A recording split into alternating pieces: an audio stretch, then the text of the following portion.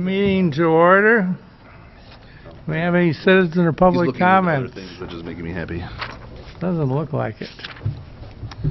Welcome, everybody. Consideration of approval of the agenda. Moved. Second. Clerk, call the roll. Starr. Aye. Yeager. Aye. Malero. Aye. That's it. Yeah. Agenda's approved. Consideration of approval of the minutes of the July 17 meeting. So move, Your Honor. Second. Clerk, call the roll. Yeager. Aye. Malero. Aye. Starr. Aye. Minutes of the July 17 meeting are approved. Consideration of approval of the consent calendar. Any questions regarding the consent calendar? I would so move, Your Honor. Second. Clerk will call the roll. Malero. Aye. Starr. Aye. Yeager. Aye. Consent calendar is approved as submitted. Business of the mayor. Just one piece of correspondence came to me from the president of the University of Iowa, thanking us in Charles City for all of our work and making them feel at home. He obviously headed up a team of RAGBRAI folks, and so he lauded us. I'll pass this around for being a successful host community, and on and on about how nicely things went here and throughout the entire ride. So nothing controversial, but nevertheless Very nice. came to your attention. Next up, request for street closure for Christian concert August 26th. Yes, Your Honor. I'm Gary Quint.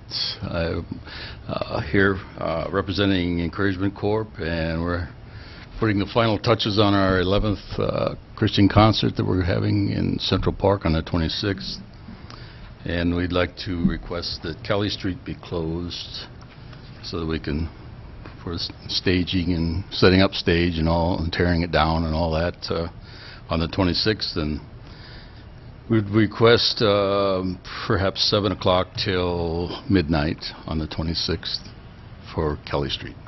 Now, Gary, I was looking at last year's information, and I think later on you guys also requested that we close Blunt Street and Jackson Street just for added safety.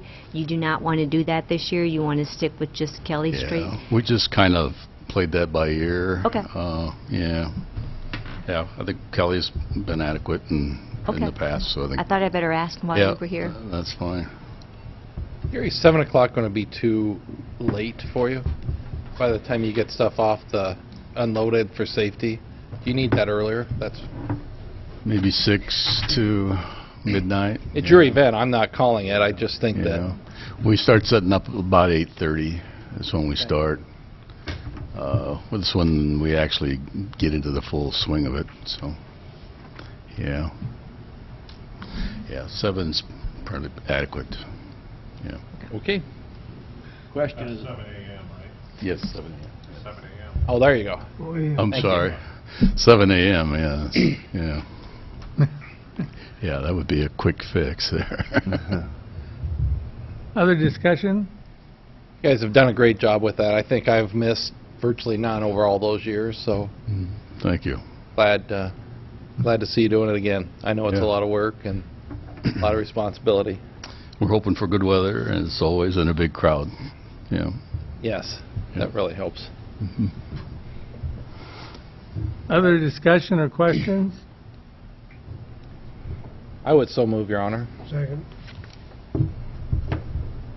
Clerk will call the roll. Starr. Aye. Yeager. Aye. Hammond. Aye. Malero. Aye. The request is approved. Thank you. You're all set. Oh, we're good to go. Thanks, Thank Gary. you.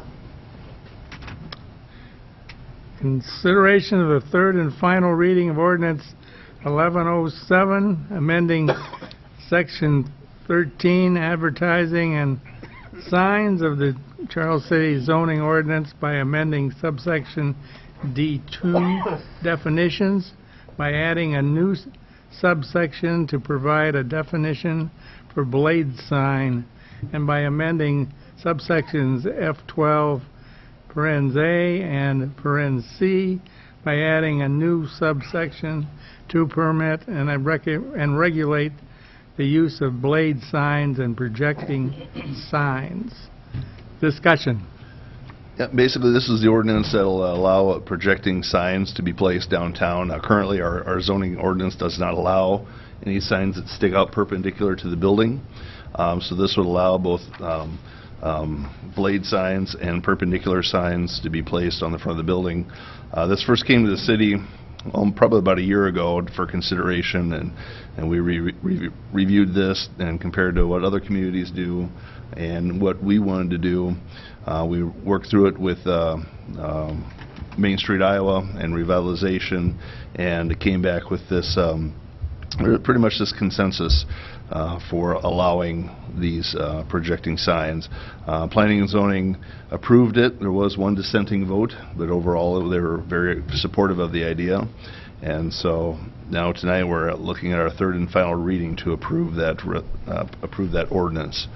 And to my knowledge, I don't think we've received any concerns or complaints about doing it. Nope, I haven't either. So I'd recommend that the council look to finally approve this ordinance. Other discussion or questions? So this would put any and all projecting and blade signs that may or may not be out there, would put them in compliance? I think everything we have out there now would fit within this ordinance. I'd so move for the third and final reading. Second.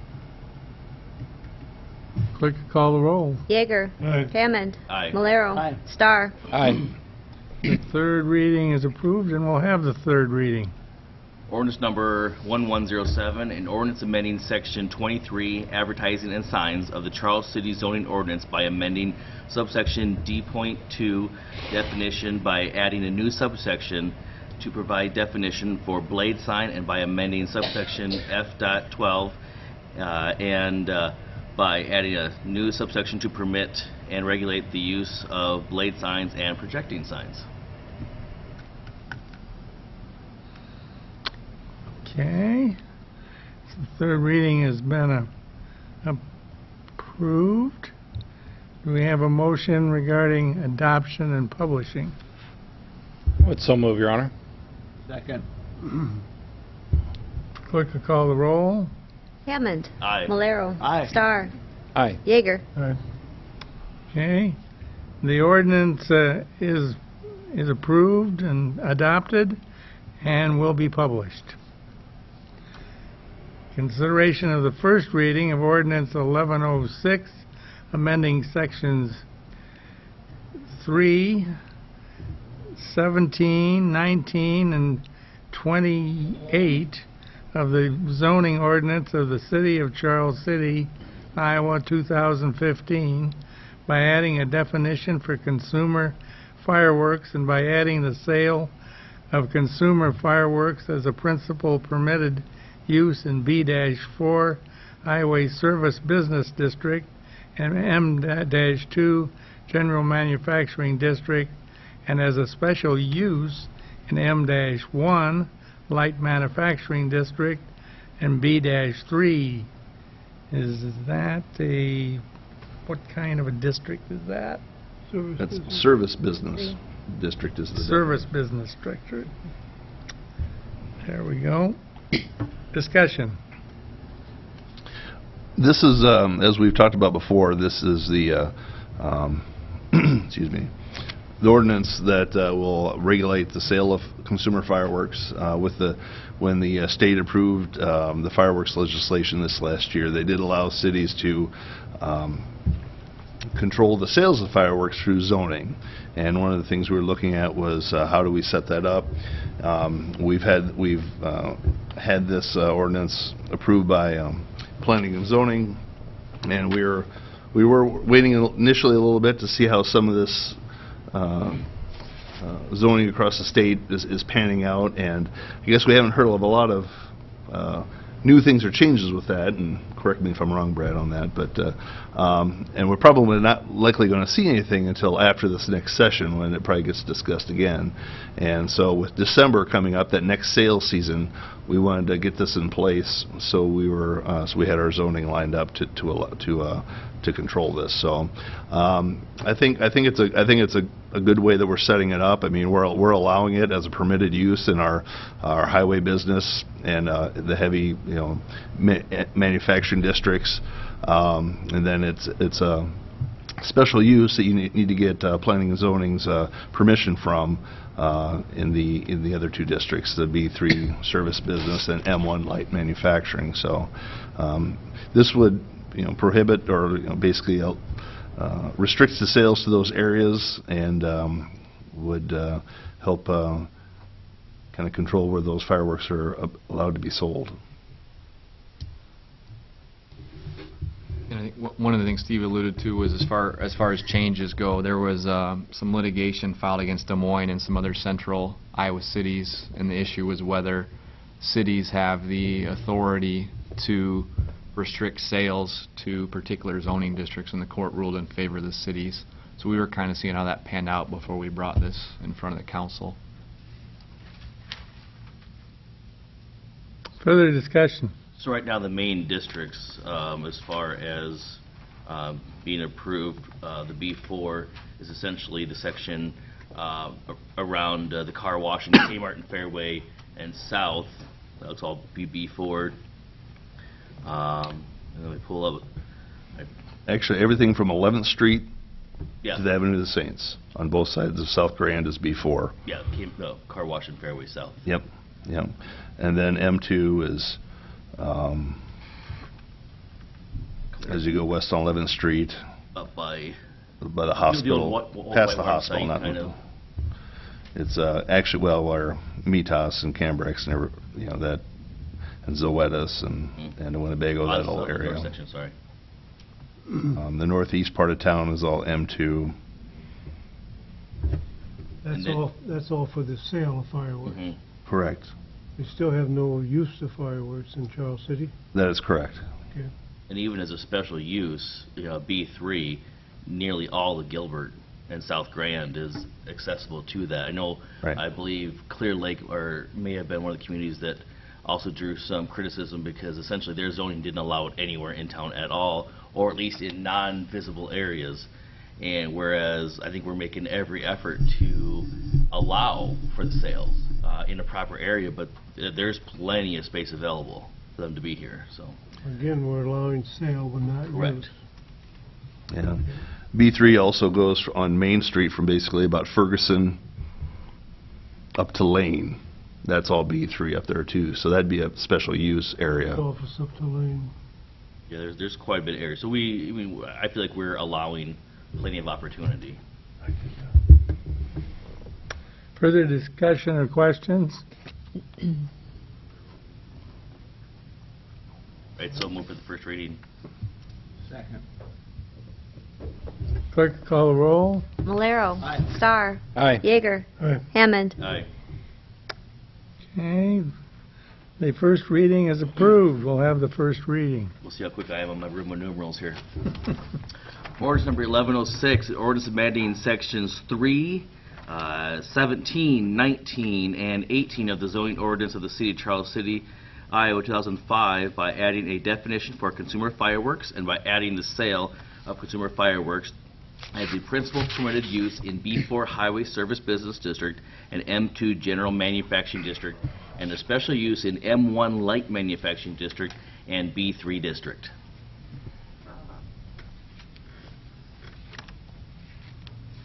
Further, any additions or corrections to that? The first reading is approved. Consideration of a motion to approve the wayfinding plan. So in your packets, we included some of the concepts from Corbin Design and the final design layout that the committee has put together. And I emailed this out to the council earlier today so they can kind of get a closer up look on it. but as far as the logo and whatnot go. But the committee, over the course of the last 8 or 9 months, has been working on this process as far as determining the layout, the design, the logo, everything that's incorporated with kind of a wayfinding system, which is really a way that's to help get visitors that come to town direction and help orient them and get them going in the right direction. And so this is a plan that's been put together with the help of Corbin Design, and it's for vehicular traffic, for bike traffic, and pedestrian traffic as well. So the plan is now complete, and this will satisfy our grant requirement with Main Street, Iowa, which I do have a typo in there. It was $4,500 that we're receiving to help offset the costs here for doing this process. And basically now we have a plan and schematics so that as we implement our wayfinding plan over the next several years, we'll be able to take that to whatever sign shop we choose to start implementing our program. So I guess tonight I ask that the council approve the plan, and so we can move forward with finalizing our wayfinding project. Questions or discussion? I have to say, go ahead. Have you ever been involved in one of these plans before that's been implemented? I haven't done planning like this before, but I have implemented some wayfinding. And you've reviewed this, and it appears to cover all of the issues when you've worked with yours that you think should be involved here? Yeah, when the one I did, it was in my previous community. We ended up doing about 4 signs around town, and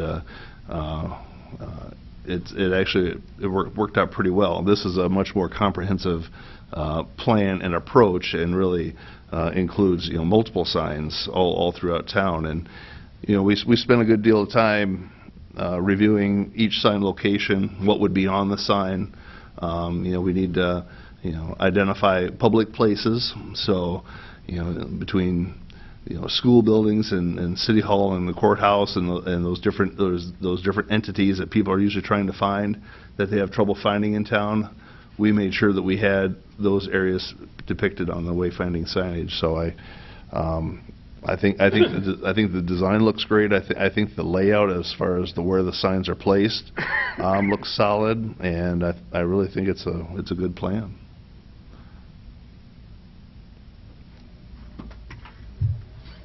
We've gone through a series of versions of the logo. Probably the most discussed part of the process was that. Right. And including the design committee revitalization, I believe it is. Right. We had our initial wayfinding group put together a couple different ideas, and we shared that with the design committee for Main Street. They really liked the concept, the color scheme, the layout design of the signage. They did have a couple of thoughts and suggestions on what the logo should appear and how it should look like. And one of the things that was mentioned was, one of our common iconic structures, which is our pedestrian bridge, and most notably our new pedestrian bridge over there at Victory Park. So I'm really excited with what the group finalized and came together with, because they've got the COG concept, which is basically our tie-in with our industry, both past and present. We've got our pedestrian bridge in the middle. A lot of discussion went around the white water and how that would be depicted on the picture, and it's just when you have something that there's only so much you can see in a short time as you're driving by. So we represented the river with the simple blue line going underneath it, and then the green line going underneath it also represents our work in sustainability and things like that. So there's a lot of thought and process that went into the look and the concept there, and I think it ended up with a nice clean design that'll help be as people drive around town, they'll see that, and then they'll draw their eye to the wayfinding pieces to really help navigate them through. So we did spend quite a bit of time on the logo. I mean, a lot of the other stuff is a little bit easier, cut and dry, but when you get into conceptual things like that, it takes a little bit longer. But I think the group was really happy with the end result. And I think to answer the question, the engineer was very heavily engaged in all this, Yes, he was. so we did have a lot of expert input into the nuts and bolts of what's here.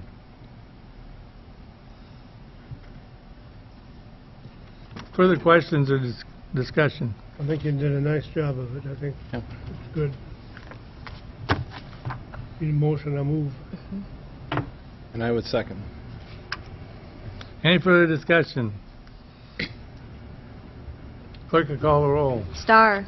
Aye. Yeager. Aye. Hammond. Aye. Malero. Okay, the wayfinding plan is approved. Consideration resolution 79-17 approving minor plat for Allied 8th. Discussion. I can take this. Go for it. I think my computer's going to sleep. I worked a little bit with John Fallis on this. Allied 7th edition was originally platted with lots to allow for construction of single-family and twin home dwellings. Our understanding is that Mr. Gary Veeder with Allied contacted the city to discuss replatting Lot 3 in Allied 7th edition, one of the larger lots there, into two separate single-family lots, which would allow for single-family homes on both subdivided lots rather than a twin home on the entire parcel. Our subdivision ordinance requires a party to go through the subdivision process when land is divided into two or more lots for the purpose of property ownership or building development.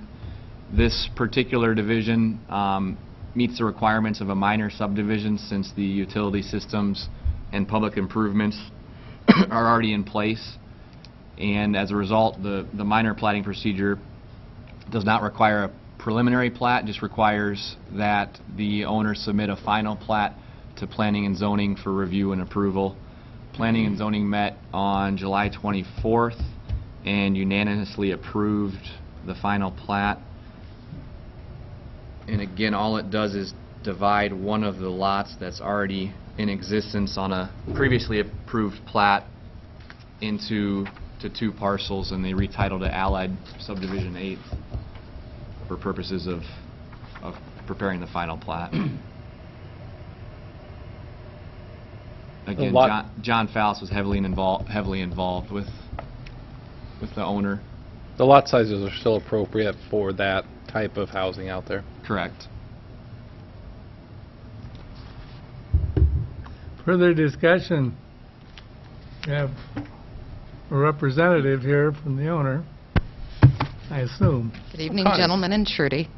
Good to see you. What happened here was we changed our mind, if you can even imagine, on what we were going to put on a lot. So that's the reason for this, and we're putting two separate homes on this lot, not a set of twin homes. And this maneuver apparently is required, so we're doing it. Simple enough. Well, I would so move for this. I second.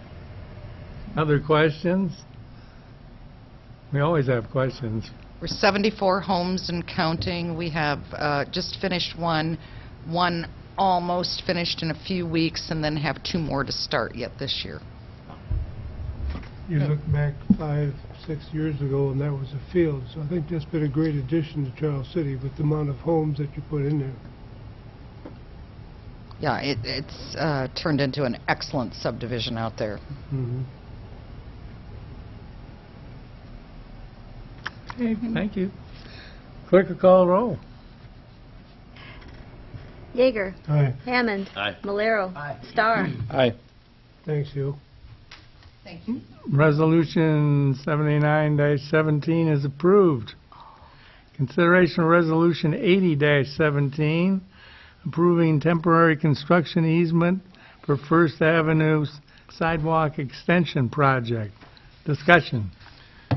As you may recall, at our last meeting, we approved all the homes along the First Avenue sidewalk project with the exception of one. And that one took a little bit longer to get just because the property owners don't live locally, and there's one on one coast and one on the other. So basically, this is the resolution that would provide the temporary easement for that final home, 907 First Avenue, Lucille Williamson. So with this, we'll have all our homes with temporary construction easement, and that project should be starting in the relatively near future. So move. Second. Any other questions or discussion?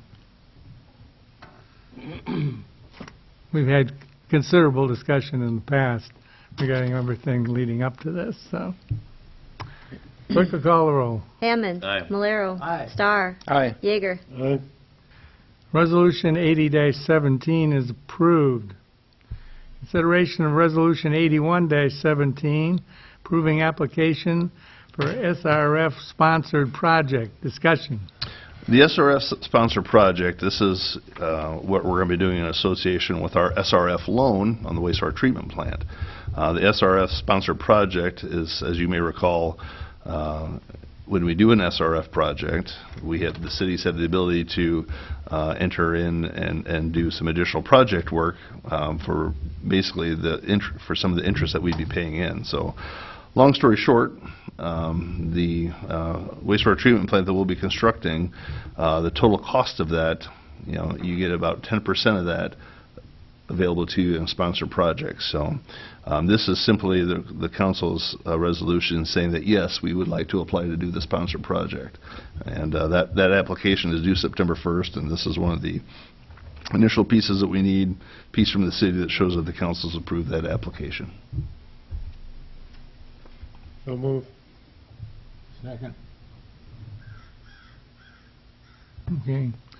Is this this is something that if the council has any ideas as to conservation kind of projects within the city limits, at least the idea or concept, it would be an appropriate time to bring that to the attention of the city administrator. That's a very good point, Mayor. When we had our meeting with the SRF folks here week before last, they wanted to know what city projects we had in mind to use with the sponsor project, and of course we're going to be partnering with Soybean Association for a fairly large project. And I'd also told them that that we wanted to do the permeable paved street project on 9th Street. So they wanted to know what other projects in addition to 9th Street we might want to do, just in case, because we haven't set the size of the project that we do with the Soybean Association is undefined. So we don't know how, that could be as big as we want it to be. But, what other projects in town do we want to try and do to get done with this? So, so whether, if the bids on the permeable paving come back too high, we want to have an alternate of things to do. They gave me a number of brochures to share some ideas of things that can be done, as far as incorporating bioswales, or I know the city of North Liberty did an interesting project where they had a portion of town that was a newly developed area where they couldn't hardly get grass to grow. So they did a project where they actually brought in, dirt and worked with establishing better yards. So there's all sorts of different ideas. One of the things I've asked John Fallis to do is, as we move forward to getting closer to doing our North Jackson parking lot, that parking lot area behind McQuillan Place, which, of course, the plan with that is once McQuillan is done, we look at that next season to see how that would be incorporated. But what we're looking at there is eliminating a good amount of green space. So I've kind of tasked John with incorporating some of those bioswales and different practices to offset what we would be losing there. So that's something we might be looking at. So if anybody has any ideas or thoughts or suggestions, I have those brochures available to show you, and we can brainstorm some additional ideas. So we need I'll take any and all suggestions. Okay, any other questions or discussion? Clerk, call the roll. Malero. Aye. Starr. Aye. Yeager. Aye. Hammond. Aye. Resolution 81-17 is approved. Any miscellaneous correspondence? None, Your Honor. City Attorney's report. I don't have anything this evening, Your Honor. Thank you. City Clerk's report. The next planning session will be August 16th at 6 o'clock. 16? Yes, it's a Wednesday. And I would like to just report that for those of you that don't know, Bragg Bri came through here about a week and a half ago, a couple weeks ago. It was a success. We made money, so that was very much a weight off of my shoulders.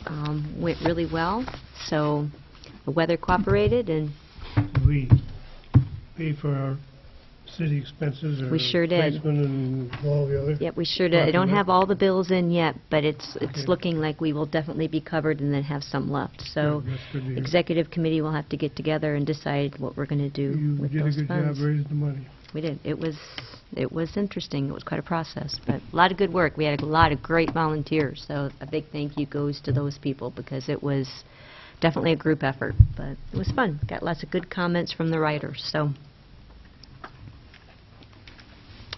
Anything further? nope, that's it. City Administrator's report. Yeah, just a couple things. Unity Point, the group that put in the fiber ring here in Charles City a few years ago, they had created an outreach arm called HealthNet Connect, BroadNet Connect, and they were the group that were out selling internet service, troubleshooting. They were kind of Jeff Doty, as you may recall, was our local rep, and we talked about doing the loop and whatnot. Well, Unity Point has made a change, and they're actually have brought on a group called WIN, which is an acronym for, I think it's Wisconsin Internet Network. And it's basically a collection of about 3 dozen telephone companies, and this is their technical, internet outreach group. And so basically we have, now with Unity Point, they've got internet people selling internet services and not necessarily hospital people selling internet services. So I think this is a really interesting opportunity, and I just met with one of the new representatives today, and just hear him talk about how the group kind of formulated to aggregate internet demand among these other ones to save money. Sounds exactly like what we're talking about for our feasibility with our fiber project. And so you'll be seeing more about the group called WIN, W-I-N, in relation to our fiber ring as we move forward here. So that's just an update on that. Foster grandparents, you may know a gentleman, Boyd Hendrickson. He passed away this weekend. He was one of our foster grandparent drivers. He just passed away on Friday night, I believe, and he was actually at Party in the Park playing with the band because he was part of it. But as far as drivers go for that, Buzz was sick for a while this winter, so we had an alternate driver come on to take that place, and we kept him on in a reserve role, and so now that person's going to be able to step up and be a full-time driver, so we'll have that covered. But I believe Mary said that Buzz's service is going to be this Wednesday at 10 o'clock at IEC, so just so everybody knows. Comprehensive planning schedules are going out for that. We have our 4 focus groups that we're going to be working with. We have infrastructure, we've got housing and community character, we've got community facilities, natural resources, and then we have economic development. We've got those 4 core focus groups, and so I'm getting my information back from everybody that's going to be part of that focus group A. It's going to be happening here probably August 24th, it looks like. The mayor, Michael Hammond, myself, Tim Fox, Dr. Cox from the schools, Doug Cam from the county. We're part of that core committee that's going to be involved in all 4 of those focus groups. And then we got about 7 or 8 more people on each focus group that I've helped coordinate here. So we're going to be able to get that finished up here towards the end of August, and into September for the rest of our focus groups. So that'll be a good project to have completed for sure. Wastewater treatment plant, we have our final facility plan back, and so I have that available. It's about this thick. If you want to take a look at it, I got a copy. But essentially, we're looking, all told, with everything, with borrowing and all of our costs, we're looking at about just shy of a $16 million plan.